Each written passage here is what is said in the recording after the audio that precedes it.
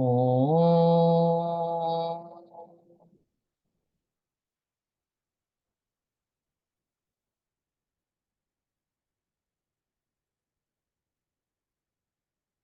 Om.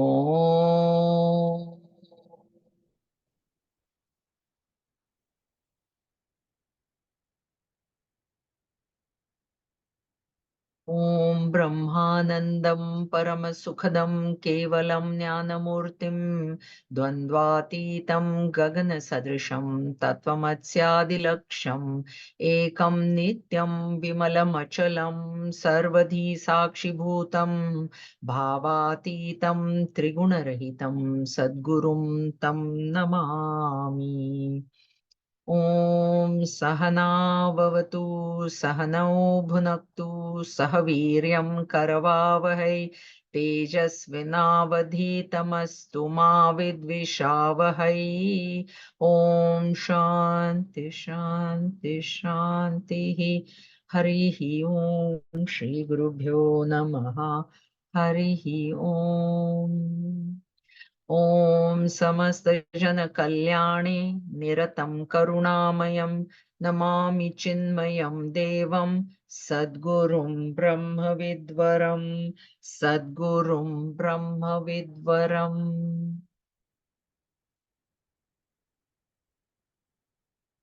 Hari Om, everybody. I hope everybody had a good long weekend. And before that, we had seen the part where Bhagwan first said he is like the thread, Sutre Manigana Iva. I am like the thread in the necklace.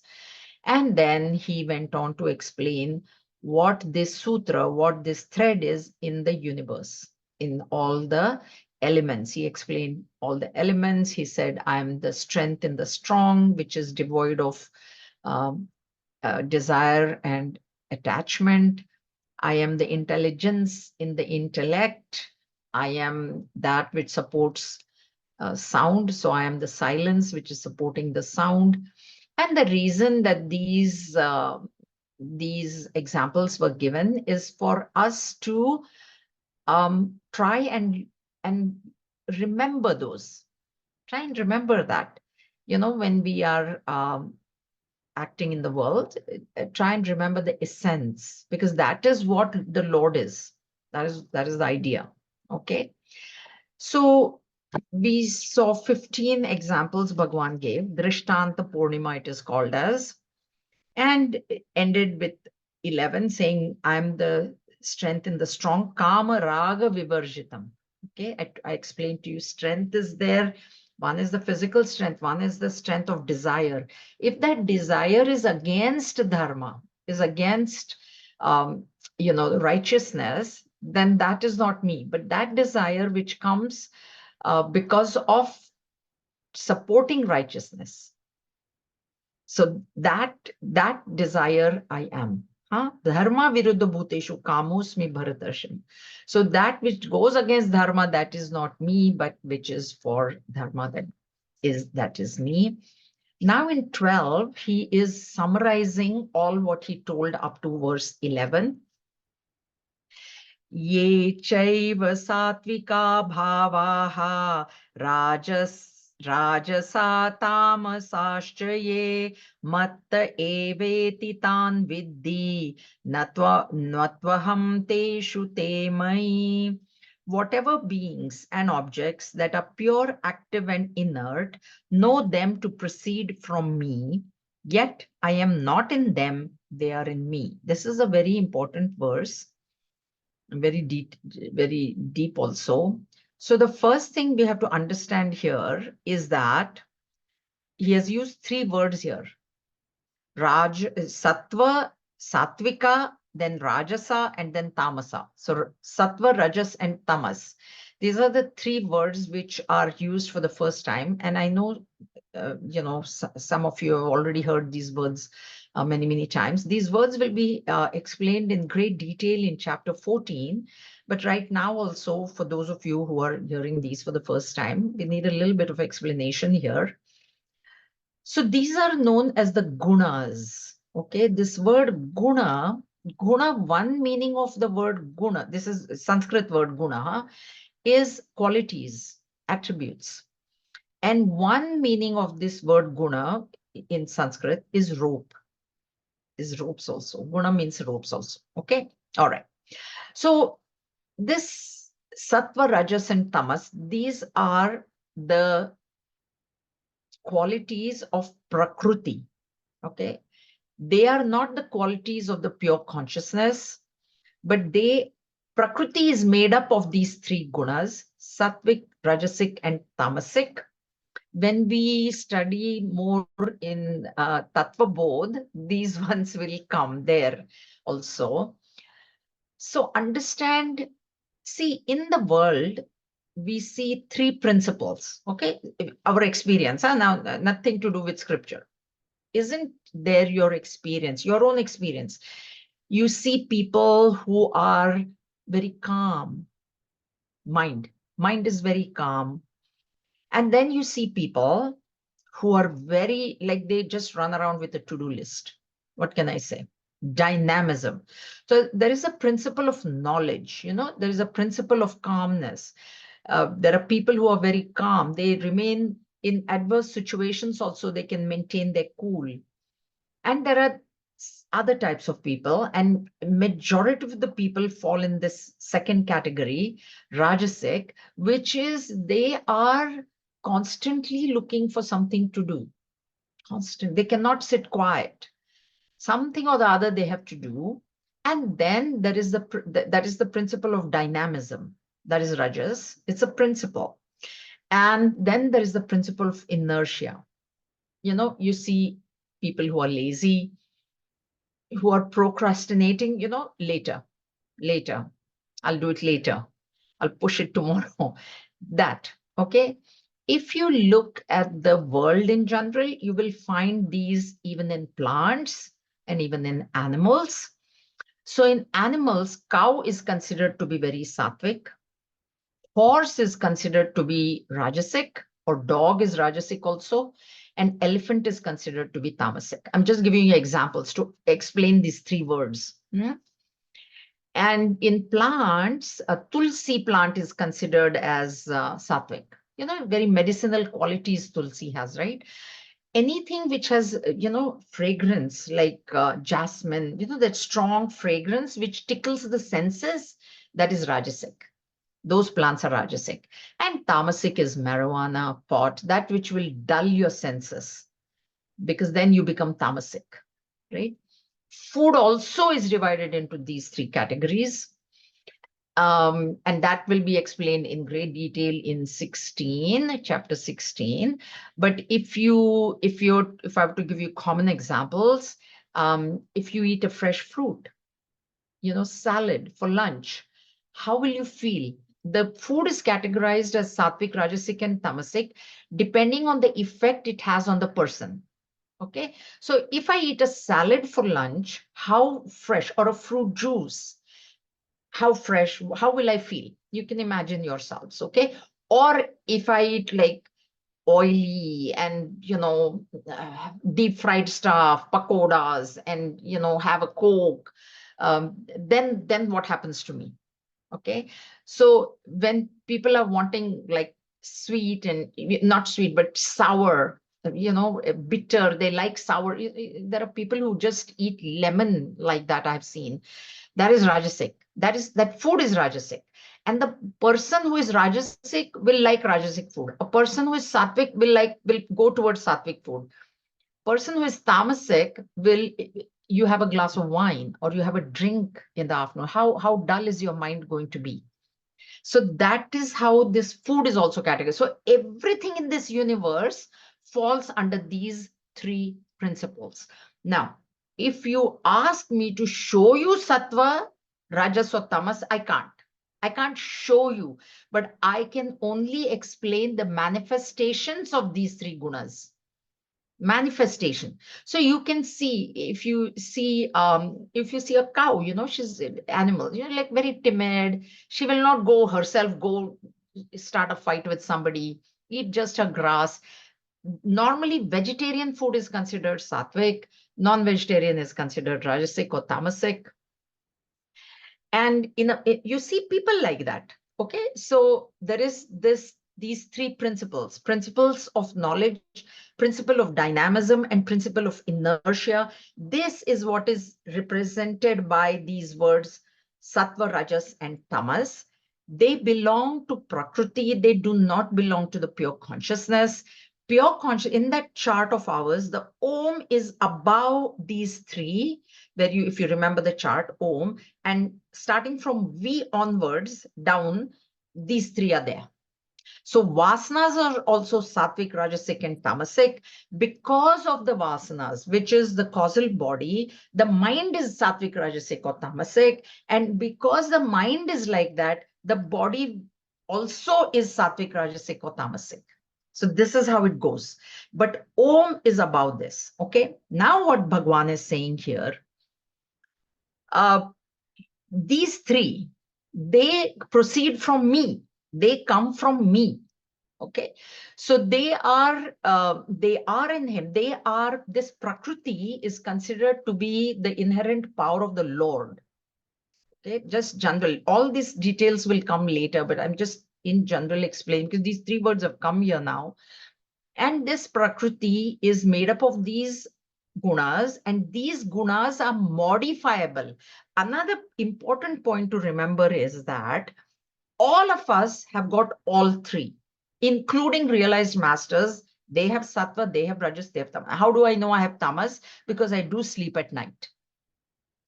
Okay, sleeping is tamas, but the body does need rest. Body needs rest, so we must be able to sleep. So tamas is there, rajas. I am speaking, that is rajas. But what I'm speaking is sattvic, because I'm speaking the scriptures. I'm speaking Bhagavad Gita. So the speech by itself is right, because that is dynamism, right? Dynamism, when there is there, when there is action, it is rajas. Every action requires all three of these qualities. Okay, now let's take right now this speech. I told you this actual speaking is rajas. That indicates to you that I have rajas in me.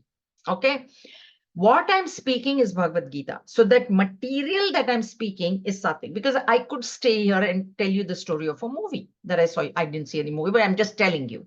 If I were to tell you, say, a movie or some recipe, oh, do this and it tastes very good and this, that knowledge also would be rajasic. But knowledge is sattvic. Now, sattva is there. I am speaking is there. Can I speak without my vocal cords? Would I be able to speak? Somebody in the morning class said they had a sore throat, so they couldn't tell me if they had the book or not, right? Could I have spoken? The vocal cords are tamasic. The body has come from the tamasic aspect of the elements. We'll see those details in Tattva Bodh. For now, just understand. So for any action to happen, all these three are required. Therefore, none of them can ever go to zero for anybody. Even Duryodhan had a little bit of sattva in him. Duryodhan also had. Arjun had predominance of sattva. What can be controlled in these three gunas is the percentage. All three come to 100. You can have only 10% sattva and 80% rajas and then 20% tamas, or you can have 50% sattva, 60%, 70% and then rajas, and then all three will totally add up to 100. How much each one you have yourself, only you can tell, and that you can control. That can be changed. So the point is that these gunas are modifiable, and because they are modifiable, Prakriti is modifiable, and because of that, she can create. See, to create something, modification has to happen. Now, suppose if I have a lump of clay or a lump of gold, I have to modify it to make a pot, or I have to modify it to make an ornament. So that clay has to be modifiable. So if I add water to it, it will become soft. Then I can put it on the wheel and make a pot. Or if gold, I can heat it. It will become soft, and then I can shape it like a bangle or whatever that I want, right? This modifiable quality is in Prakriti. Remember that pure consciousness doesn't have any modifier. Pure consciousness cannot be modified. It is unchanging. It is unchanging reality. Now, what he's saying in this, all three proceed from me, means they are all supported by me. Means without him, nothing can exist. Okay, this is what he says.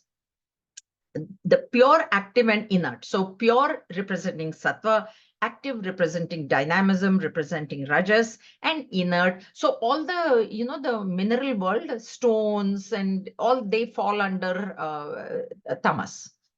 They're all tamas. Non-sentient things are tamasic. Okay. They proceed from me means they are supported by me. They cannot exist without me. I am the substratum for the three gunas. And later on in chapter 14, Bhagwan will say that, that's why I told you, guna means rope. So all three bind us. They bind us. That is what has to be remembered. That's why this word guna means rope also. Because it means rope, that's why three gunas they bind, but that we need not go into details of that right here. Now, the most important part here is the last. I am not in them, they are in me. What does this mean? This is what is to be understood. So far, so good. These three qualities, okay, gunas, they are modifiable. They are present in each. Even the realized master sleeps. Gurudev used to sleep from 12 at night to 4 in the morning, 3, I think, 3 or just 3-4 hours. I sleep for 8. So obviously there's more tamas in me. Okay, that is what is determining. If you're sleeping from 8 at night to 8 in the morning, 12 hours sleep, then more tamas. Please remember that. Okay, so that is how this is determined. I am not in them, they are in me. So the first understanding of this, let us go to my own very common example of all of us have got electricity in the house, and then we have appliances. Okay, so electricity, understand electricity saying they are in me means what? These appliances are dependent on me. They cannot function without me. They are in me means they are dependent on me. But I am not in them means the appliance, if it is disconnected from, all appliances disconnected from my home, is anything going to happen to the electricity? That is the number one understanding that you should have of this. They are in me means they are dependent on me. I am not dependent on them. I can remain alone without any appliance being there, but not a single, even a smallest of appliances cannot exist without my being there. Exist means it will exist, but will it work? If electricity is not there, will even the hairdryer work or microwave or whatever work? Okay. All right, that's number one. Now, ocean. So they are in me means I support knowledge. They are because see, they are in me means what? They are dependent on me, right? Okay. Now, sattva, rajas. What is sattva? Sattva is knowledge. Rajas is dynamism. Tamas is inertia. So all these are dependent on me. Okay, they are there because of me. That's the second understanding. But because a person is knowledgeable, it doesn't mean I have become knowledgeable. That is to be understood. So if a person is dynamic, okay, rajasic, say predominance of rajas, he's dynamic. Duryodhan is an example of this. Arjun is an example of sattva. And Dhritarashtra is an example of tamas in this Bhagavad Gita itself, if we were to go. So that knowledge that is being exhibited by that person is supported by me, but that doesn't mean that I have become very knowledgeable. I remain the same. To go back to our electricity example, if I have a 40-watt bulb and if I have a 100-watt bulb, so that 100-watt bulb is very, very bright, the 40-watt bulb is not very bright, that doesn't mean electricity became very, very bright in that room and electricity became very less bright in this room. That is what it means. Clear?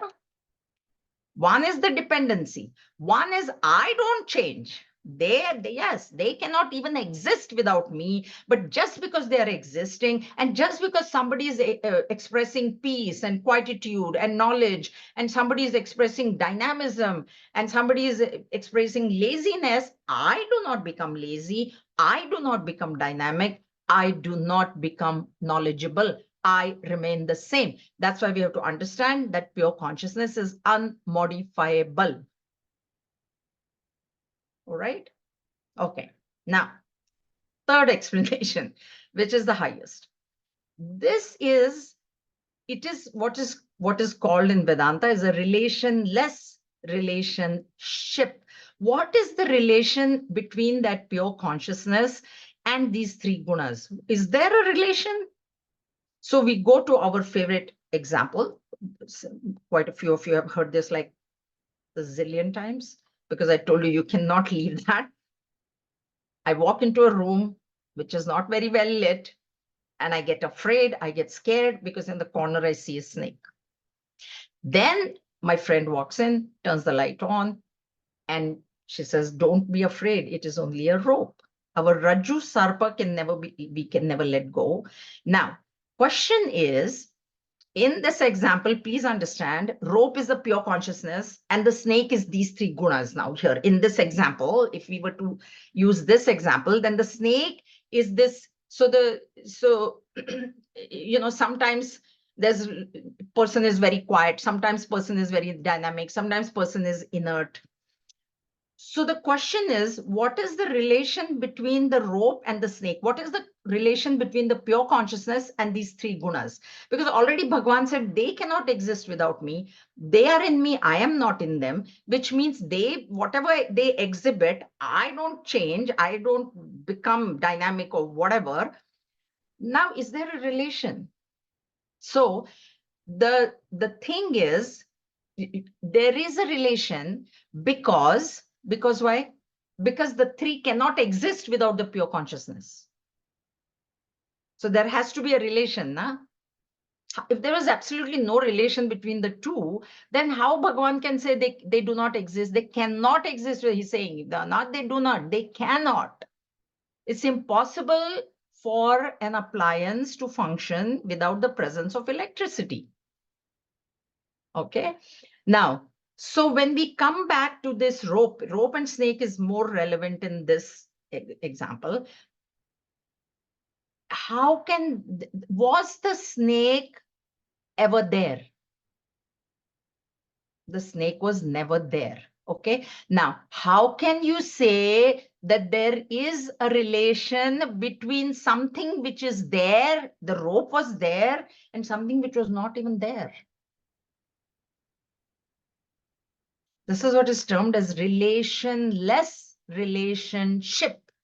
That is the sort of idea between pure consciousness and the world. Pure consciousness and us. We are dependent on the pure consciousness. We cannot, that's why Sattva Rajas, see, we are Sattva Rajas Tamas. I told you, every one of us is that, right? Bhagavan said, Sattva Rajas Tamas cannot exist without me. So there has to be some relation. Okay. But this world, this Prakriti is constantly changing. It is nothing but the pure consciousness. Maybe the ocean example will be more easy to understand. Okay, so we have water, which is the pure consciousness. Then we have ocean, and in that ocean, there are waves. Okay, now, can the waves ever happen without the water? Let's leave ocean. Can a wave just appear in anywhere without water? It can't. So the wave is dependent on the water, correct? So far, so good. Wave is dependent on the water. Without what? So what will water say? Water will say, wave is in me. I am not in the wave. Okay, because I will, if the wave just goes away, is it anything going to happen to the wave? Water? No, water will just remain there.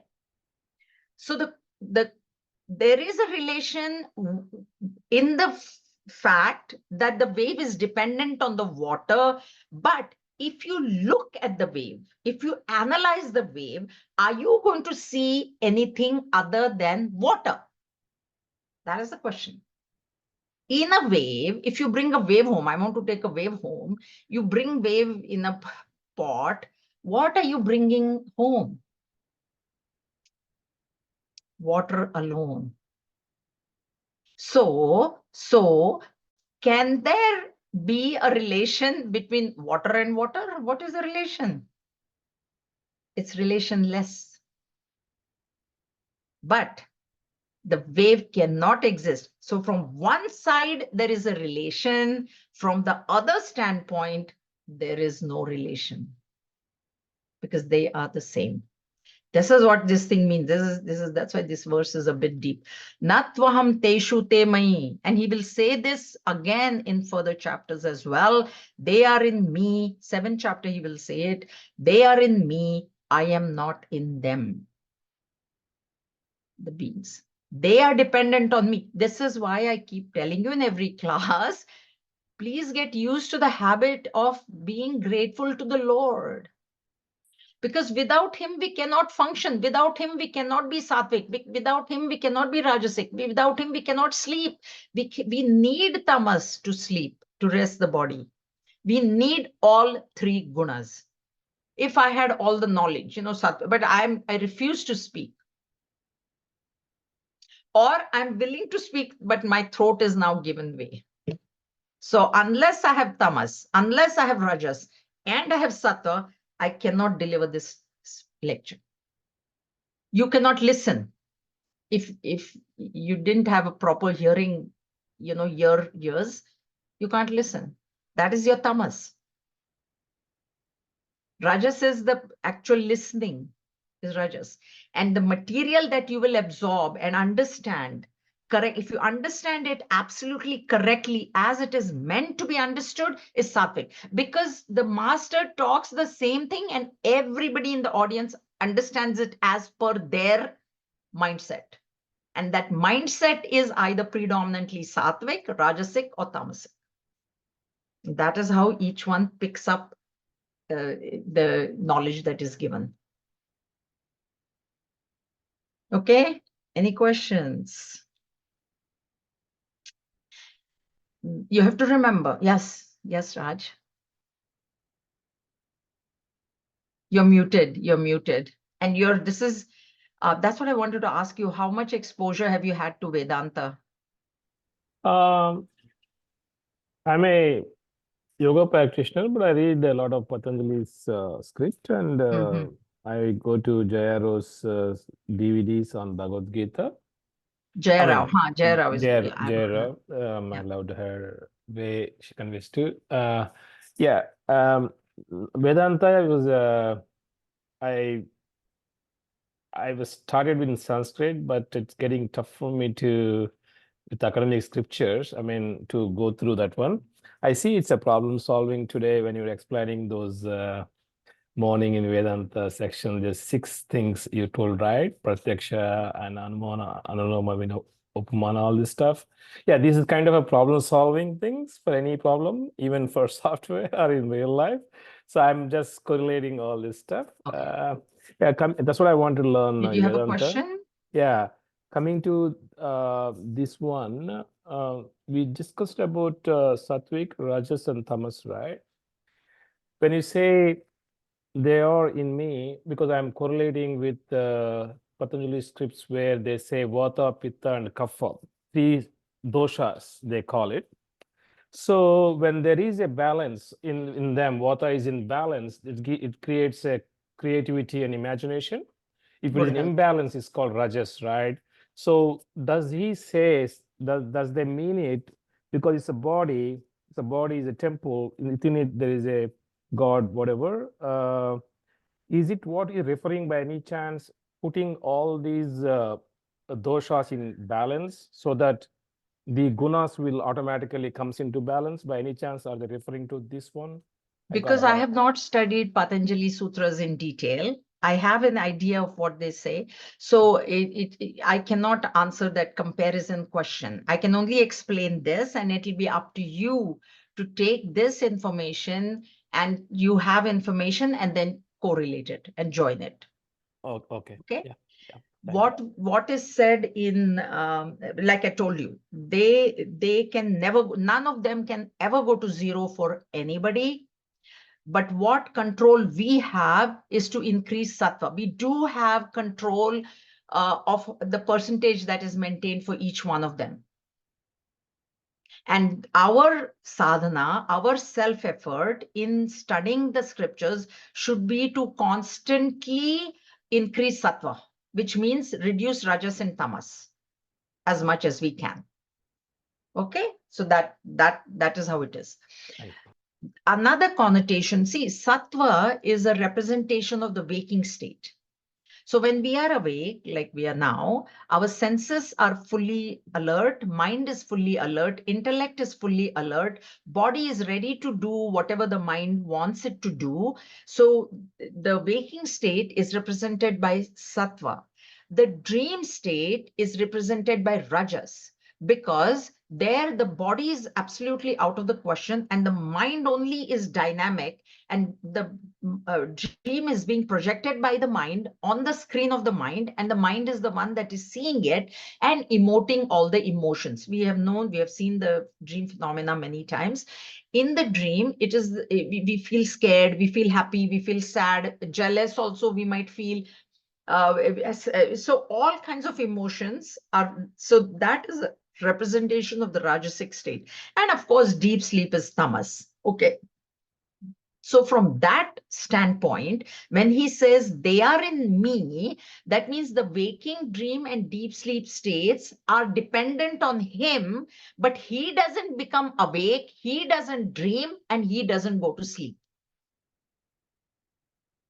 So it's only a one-way relationship.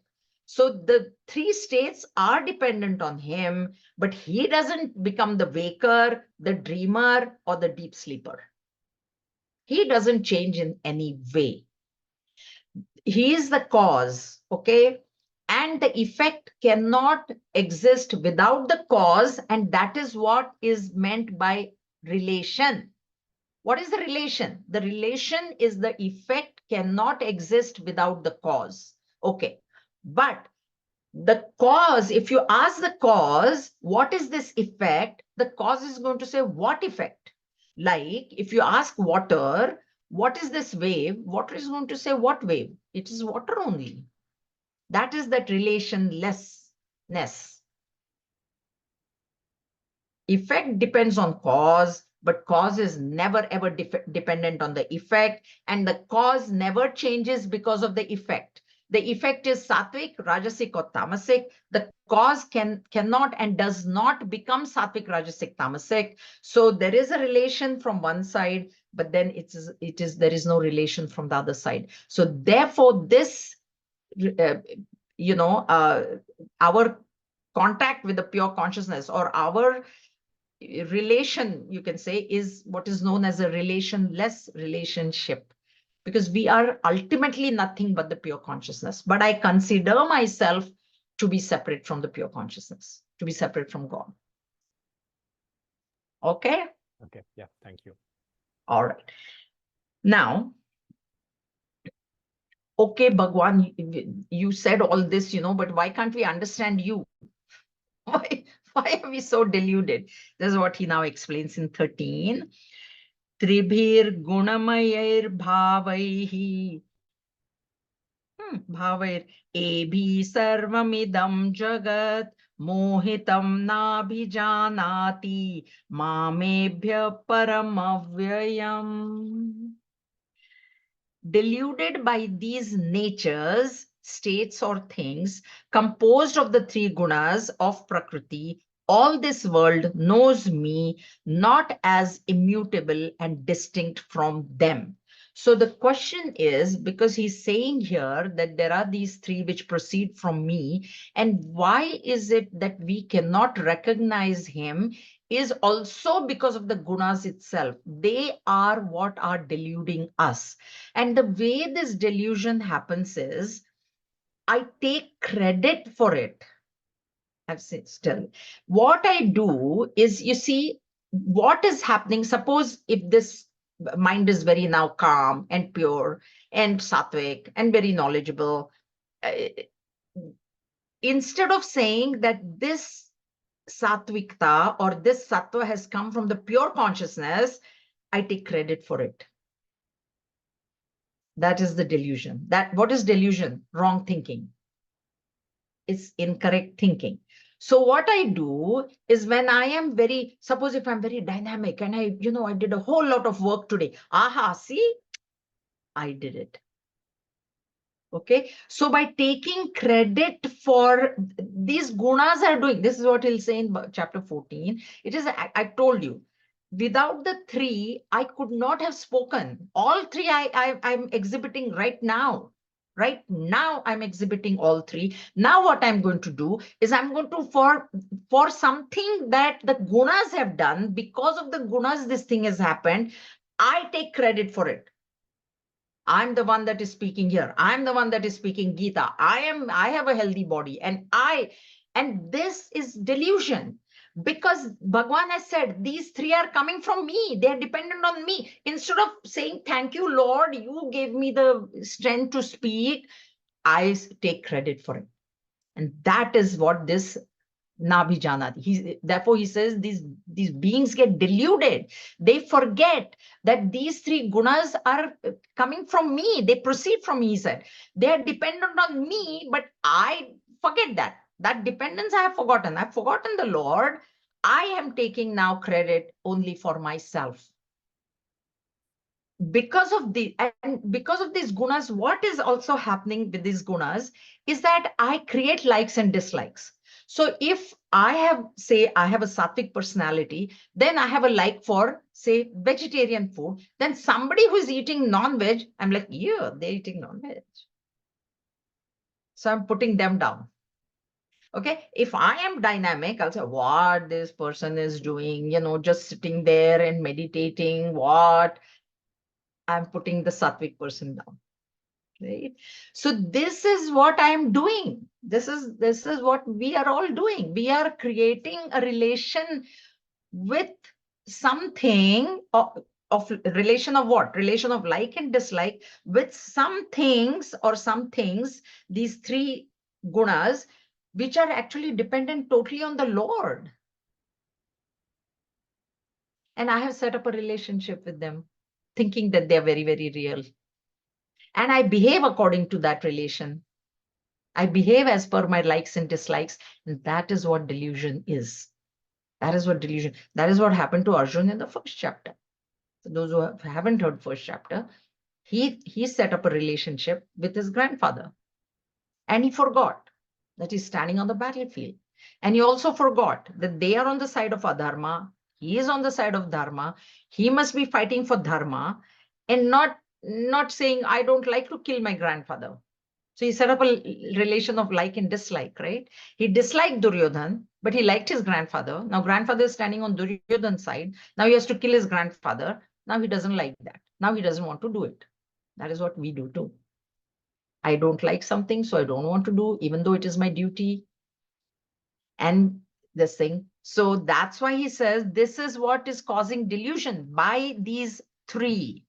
By these three, Sattva, Rajas, and Tamas. Gunamaya, composed of the gunas. Prakriti, I told you, is Sattva, Rajas, and Tamas. People get deluded. Beings get deluded. And the delusion is because of a relationship of like and dislike that I set up. As per my nature, I set up a relation of like and dislike to this world. And I've completely forgotten the Lord. He said, they proceed from me. That's why I keep saying, if I can even talk here, I must be thankful. Because if I'm talking something sattvic, I'm talking, it's rajas, I'm using my vocal cords, it's tamas, they have come from him. So I should never forget that. I should never forget that. But I do. I forget. And then I say, I'm the one. I did it. Okay. All right. Next one. Very important verse. Next one is, actually, my dad has written by heart, means memorize this verse. Daivi yesha gunamayi mama maya duratyaya mame vaye prapadyante maya me tam tarantite. So Daivi, so what? So verily, this divine illusion of mine, made up of gunas, caused by the qualities, is difficult to cross over. Those who take refuge in me alone come to cross over this illusion. So he has called this an illusion. Delusion is an illusion. Why? Wrong thinking is illusion. What is illusion? Illusion is something which appears for some time and then disappears. Okay, that is what illusion is. Like you see in a magic show, you will see a rabbit coming out of the hat or whatever.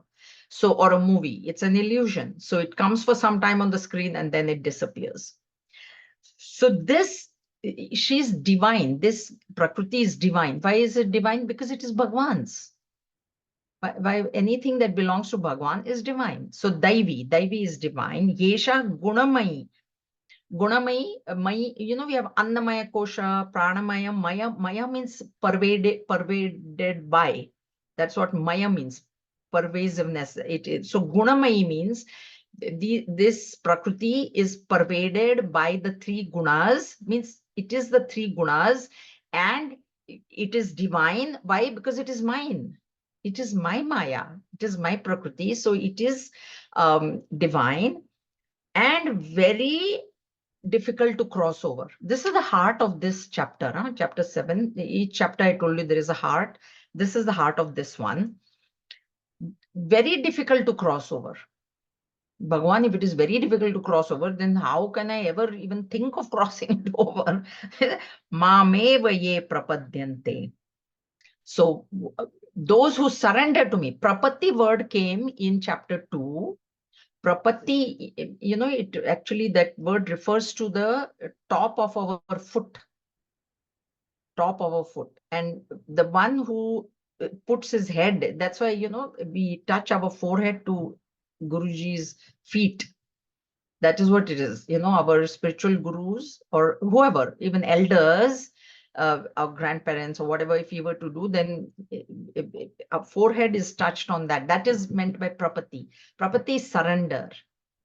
Surrender. One word, one meaning our Acharya used to give is under the feet of the Guru. So surrender is you surrender your ego. So Bhagwan is saying here that only by surrendering to me, Taranti is you can cross over this Maya.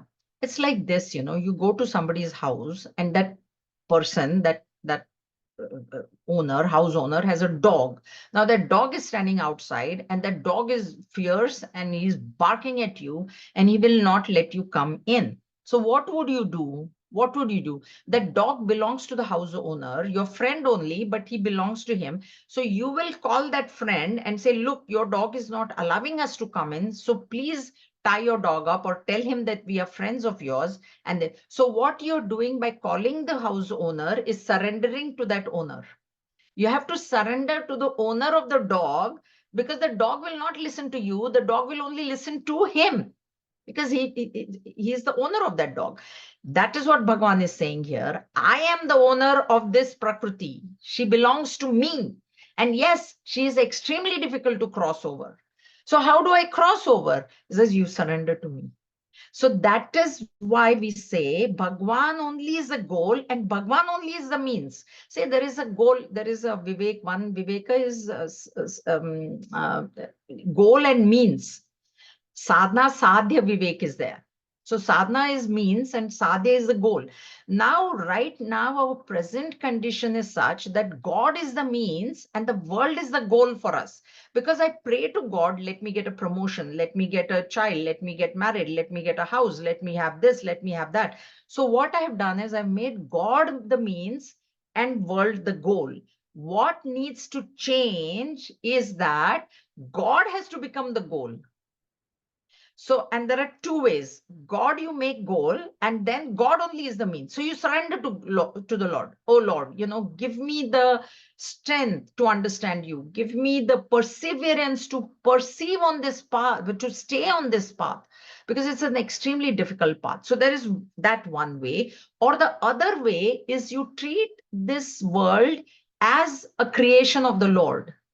It is a creation, not treat. It is a creation of the Lord. Keep in mind that the world is created by the Lord, creator. So the created and the creator are not different. And you serve the world as you're serving the Lord. Raman Maharshi gives this method in Updeshsar.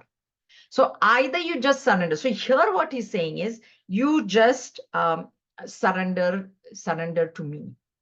Here, there are 5 questions. Okay. What is the support of Maya? Who is supporting Maya? In the previous verse, he said, they are in me, I am not in them. Okay. Now here, Maya word is used replacing the 3 words Sattva, Rajas, Tamas. Okay. All 3 together, they are called Prakriti also, and they are called Maya also. So don't get confused. So who is the support of Maya? Who is the support of Sattva, Rajas, Tamas? I am. Okay. Now, what is the nature of Maya? What is the, see, we have to understand these things before we can cross them over. What is the nature? She's Gunamayi. Mama Maya, he said. So Mama Maya, who is the support of Maya? Mama, I am. And then how is she? Gunamayi. So she's pervaded by the gunas, means she is the gunas, Sattva, Rajas, and Tamas. How do I overcome these gunas? By surrender. By surrender is to understand. See, surrender doesn't, physically you can put your head under anybody's feet. That doesn't indicate surrender. That is just a physical action. Surrender means you have to understand, like I told you, that whatever actions I'm doing are coming out of Sattva, Rajas, Tamas, and they have come from him. That understanding is surrender. And when I say thank you, Lord, that is surrender. That is actual surrender, that your ego is now being subdued. Because where you are saying, I am the one that did it, I am the one that is so good, and I gave this lecture, and I did this, and I did that, that I is now subdued. It is now surrendered by saying, thank you, Lord. Without, see, in the morning text also, we saw Bhagavan Shankaracharya is saluting his guru first. Bhagwan Shankaracharya realized master of the greatest order, right? Number 1, Adi Shankaracharya he is. But the people who realize, they have complete humility. We don't. And that is delusion. That is delusion. That is wrong thinking. It is wrong to think that I am capable of doing anything. Why? Because everything is dependent on him. This is what he's saying. And then that's what he meant. And that is to remember, that is what is meant by surrender. Just to remember that it is only because of him that I can function. No matter what I do, even if I sleep, it is because of him. If I have dynamism, if I do a lot of activity, because of him. If I have knowledge, correct understanding, it is because of him. So that understanding is what real surrender is. It is physically, that is a way of showing, doing pranams and putting your feet there, head, not feet, head on the feet of the guru. That is a physical surrender. But what is actually required is this mental surrender. And mental surrender is an understanding and having full faith in that, and then staying with it at all times, in all circumstances, in all situations. That then becomes Gurudev is to give an example. I think in Kindle Life or somewhere he's given this example.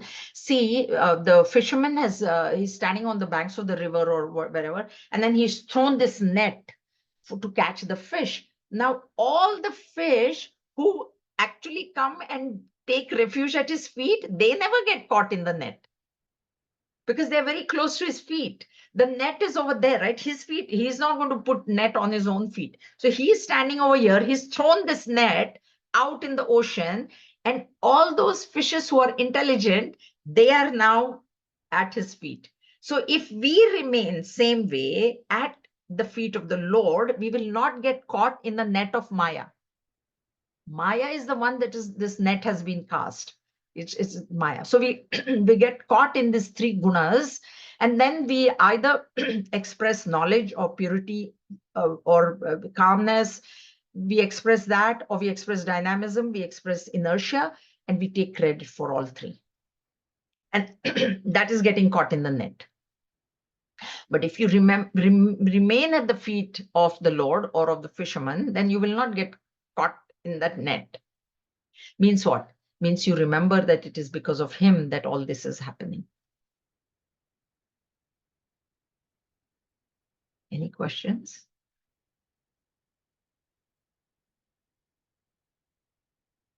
Is it clear? Is it too deep? Some of you must not find it deep. Some of you have heard this before.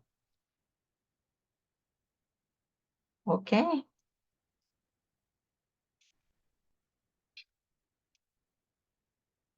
And this proof of Maya, what is the proof of Maya? That's what I told you. Sattva, Rajas, Tamas, you can never see. But the manifestation, because of that, you infer. It's an inference. Pratyaksha Praman is not there. Directly, you cannot see Sattva, Rajas, Tamas. But when it manifests, then this thing. And the delusion is because of all the importance that we give the world. It's wrong thinking. Okay? All right.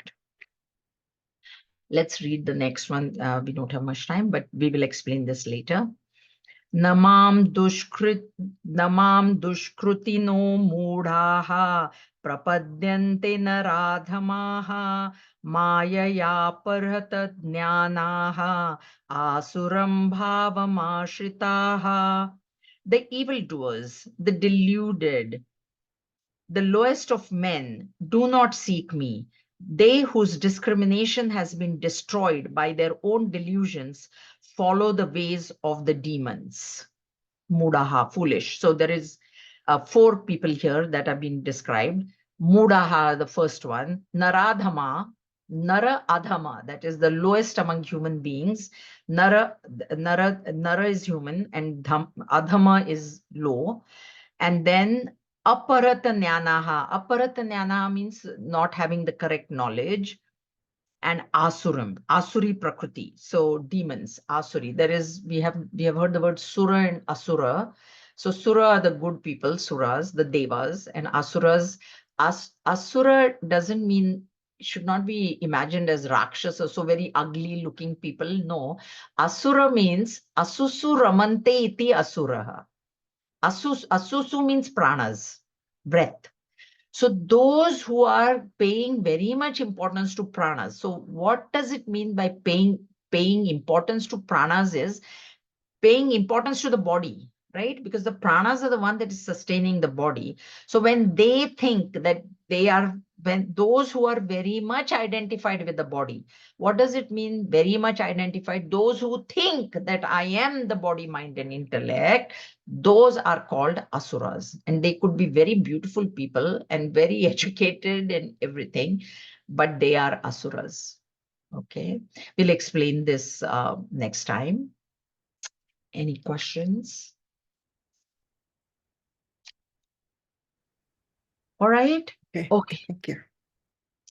Om swasti prajabhya paripalayantam nyayena margena mahim mahishaha go brahmanebhya shubhamastu nityam loka samasta sukhino bhavantu kale varshatu parjanyah prithvi sasya shalini desho yam kshobarahita brahmana santu nirbhayaha om sarvesham swasti bhavatu sarvesham shantir bhavatu sarvesham purnam bhavatu sarvesham mangalam bhavatu sarve bhavantu sukhinah sarve santu niramayaha सर्वे भद्राणि पश्यन्तु मा कश्चित् दुःखभाग् भवेत् ॐ असतो मा सद्गमय तमसो मा ज्योतिर्गमय मृत्योर्मा अमृतं गमय ॐ पूर्णमदः पूर्णमिदं पूर्णात् पूर्णमुदच्यते पूर्णस्य पूर्णमादाय पूर्णमेवावशिष्यते ॐ शान्ति शान्ति शान्तिः हरिः ॐ श्रीगुरुभ्यो नमः हरिः ॐ. Carry on, everybody. Have a great week. And I will see some of you tomorrow. There is class tomorrow, Monday night. We will be completing our chapter there, Panchadashi.